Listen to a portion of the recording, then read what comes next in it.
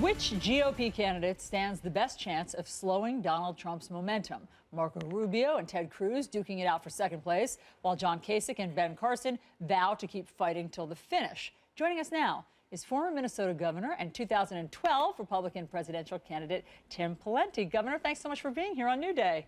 It's my pleasure. Good morning. So we know that you've been following this race, obviously with great interest, and you've taken your time considering who you'd like to support. Have you made a decision? I have. I'm announcing this morning and first on your show that I'm going to endorse Marco Rubio for president. And Allison, I think it comes down to this. He's strong. He's also informed. He's conservative and he's electable and he can unite the party. And you can't ask for much more than that. I think he's got the total package. And I think he's going to bring forward the strongest voice, the strongest image, and really the most thoughtful and informed, strong view about how to move this country forward from a conservative perspective. Do you think that he has become the establishment candidate around whom the GOP would like to coalesce?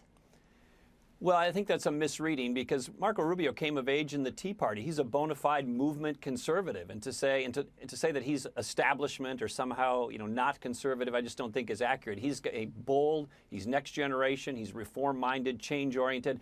I think what people want in Donald Trump is strength. In Marco Rubio, you get that same strength, but it's an informed strength. And I think that's really important, particularly when you get to issues like national security and defense issues and foreign affairs. You know, you've talked about his electability, and I'm sure you've heard the punditry around this, which is, yes, he's a likable candidate, but what can he win? Where does he win? In fact, Ted Cruz just talked about this very clearly. So let me play Ted Cruz for you. And he was asked, what state can you win? You weren't able to win in Iowa. You weren't able to win in New Hampshire. You weren't able to win in South Carolina. When can you win a state? And the answer he gave is he said, well, I think we could win Florida on March 15th. Now, that's a fairly amazing admission that they don't believe they're going to win here in Nevada.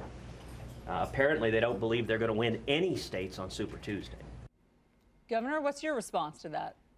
Well, it's a marathon, not a sprint, and it's certainly getting towards at least the halfway point of the early part of the marathon. But look, Marco's going to have to win some states if he's going to be the nominee. But as the field winnows, the dynamics of the race change. And so this is a three-way race at the moment. As a practical matter, it's between Rubio, Cruz, and Trump. There's some others in the race, but I don't think they're going to be in the race that much longer. And I think the numbers will change, and you'll see Marco's victories start to chalk up as those numbers change. Yeah. But I mean, look, you know the math. You've run for president. What state do you think that he can win? Well, one state that would make his numbers real well is his home state of Florida. That's not the only one, but obviously he's going to have a really good opportunity to win that state. It's a huge state, has a lot of delegates, and so he could, quote unquote, get well politically in a big hurry by winning Florida. Sure, but I mean, the latest polls suggest that Trump is way out ahead of Marco Rubio, even in his home state of Florida. Yeah, but this race is dynamic and it's changing. And look, it's going to change as it gets down to one candidate versus Donald Trump. If you clear the field and say, what do you think in a lot of these states? If you had to pick between Trump and Rubio has a really good chance of winning. It's at least tied, and in many states is ahead. Are you one of the people who is suggesting that John Kasich should get out of the race so that more support can now go to Rubio? It's not my place to tell other people when to get in or out of the race. I do think, however, at this point, you got to look at who has a realistic shot to win in terms of resources, message, and the like, and you got to consolidate support. So John Kasich's going to have to make his own decision at his own time, but I don't think he's the likely nominee at this point, and he's going to have to make a decision about what's in the best interest of the party and the country as to the timing of his decision. As you know, Donald Trump has raised the issue of Ted Cruz's eligibility to become president because he was born in Canada. Then this weekend, Donald Trump took sort of a page from his own book and raised questions about Marco Rubio's eligibility to become president because Rubio's father was not born here in the U.S. He was born in Cuba. Basically, Donald Trump retweeted a suggestion from a conservative website that then Marco Rubio wasn't eligible. Let me play for you what Trump has said about this issue. I don't know.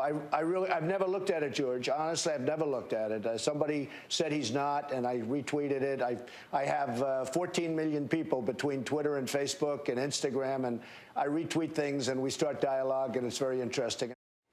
Governor, what's your response to this? Well, when you want to be president of the United States and you raise a claim of this serious magnitude, I don't know is not a good answer.